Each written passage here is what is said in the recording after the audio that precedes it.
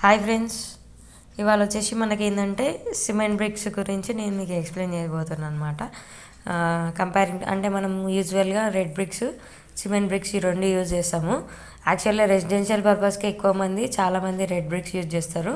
Commercial చూసుకుంటే ఇట్లా మనకు సిమెంట్ బ్రిక్స్ అనేది యూజ్ చేస్తారు. కాకపోతే ఏంటంటే సిమెంట్ బ్రిక్స్ వల్ల యూజ్ చేసేది అనేది ఇప్పుడు నేను చెప్తున్నాను.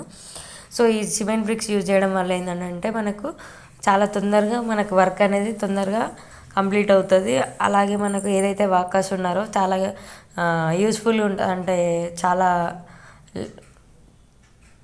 చాలా బాగుంటుంది అనమాట. వాళ్ళు పని చేయడానికి కూడా కంఫర్టబుల్గా ఉంటుంది, తొందరగా పని అయిపోతుంది. అలాగే ఇది లైట్ వెయిట్ ఉంటుంది కాబట్టి మనకు ట్రాన్స్పోర్ట్ చేయడం కూడా చాలా ఈజీగా ఉంటుంది.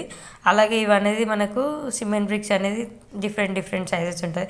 ఇది వచ్చేసి మనకు ఒక వాల్ కట్టేటప్పుడు మనకు ఒక 10 bricks cement red bricks use చేసే దగ్గర మనకు ఒక cement 10 bricks red bricks use చేసే దగ్గర ఒక సిమెంట్ బ్రిక్ యూజ్ చేసుకోవడం వల్ల మనకి ఏంటంటే వర్క్ అనేది కంప్లీట్ తొందరగా అవుతుంది అనమాట. ఓకే, ఇది అనేది మనకు బెనిఫిట్స్. ఇక్కడ చూసుకుంటే మనకు రెడ్ బ్రిక్స్, ఇక్కడ సిమెంట్ బ్లాక్స్ అనమాట. ఇది తొందరగా ఫినిష్ అవుతుంది. ఇక్కడ మనం చూసుకుంటే కంపారిజన్గా బెటర్ ఉంటుంది. అలాగే ఇది వెయిట్ని కూడా అంటే ఎక్కువ బేర్ చేస్తుంది అనమాట కంపేరింగ్ టు రెడ్ బ్రిక్స్.